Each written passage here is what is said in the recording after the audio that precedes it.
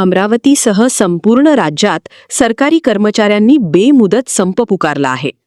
18 प्रलंबित मागण्यांसाठी राज्यभरातील तब्बल 17 लाख कर्मचारी संपात सहभागी झाले असून अमरावती जिल्ह्यातही सुमारे 30,000 कर्मचारी आंदोलनात उतरले आहेत.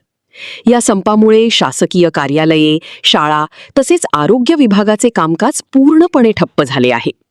मार्च 2025 पासून विविध आंदोलनं करूनही शासनाकडून सकारात्मक प्रतिसाद न मिळाल्याने अखेर समन्वय समितीने बेमुदत संपाचा निर्णय घेतला. महसूल, शिक्षण आणि आरोग्य विभागातील कर्मचारी मोठ्या संख्येने या संपात सहभागी झाले आहेत.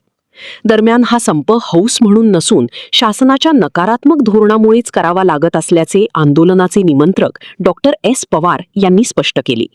मागण्या पूर्ण होईपर्यंत संप मागे घेतला जाणार नाही असा इशाराही त्यांनी दिला आहे. नमस्कार, मी DS पवार, निमंत्रक सरकारी निमसरकारी शिक्षक समन्वय समिती.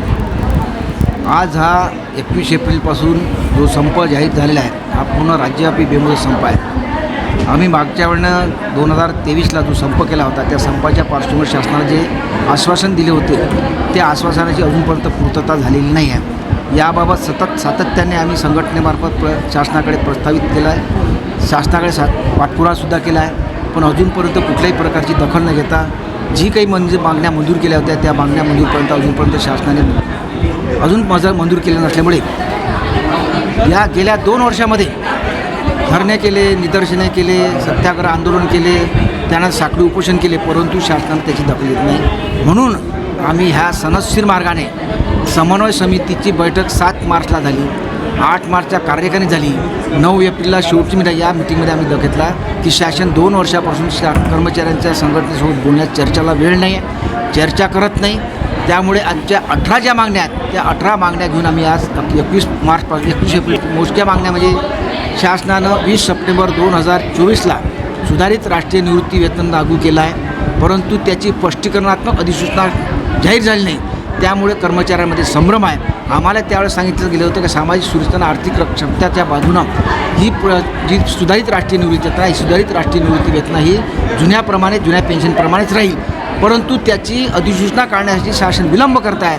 31 मार्च 2025ला मुदत दिली होती, 31 मार्च 2026ला दिली, 31 मार्च म्हणजे तारीख देऊन राहिलं. आमचं म्हणणं आहे की तात्काळ तो अधिसूचना जाहीर करा.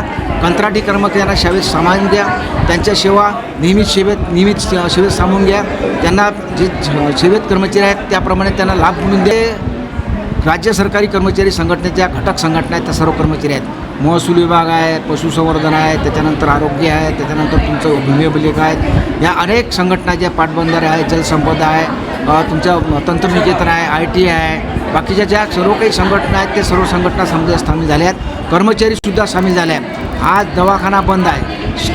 म्हणजे जे शिक्षक मंडळी आहे, काही शिक्षक मंडळींनी या संपामध्ये सहभाग दर्शवला आहे. काही शिक्षक मंडळी परीक्षा असल्यामुळे त्यांनी आता याच्यानं सांगितलं 2 दिवसांनी होणार आहे, परंतु जास्तीत जास्त आज जवळपास महाराष्ट्र बंद आहे. पण जोपर्यंत शासन याची दखल घेऊन आमच्या मागण्यापैकी मंजूर करणार नाही तोपर्यंत हा संप सुरू राहणार आहे. संप किती दिवस चालेल ही शासन नाही, पण जोपर्यंत शासन या आमच्या मागण्याची दखल घेणार नाही, आमच्याशी चर्चा करणार नाही, शासन निर्णय काढणार नाही तोपर्यंत हा शासन निर्णय म्हणजे संप सुरू राहणार आहे.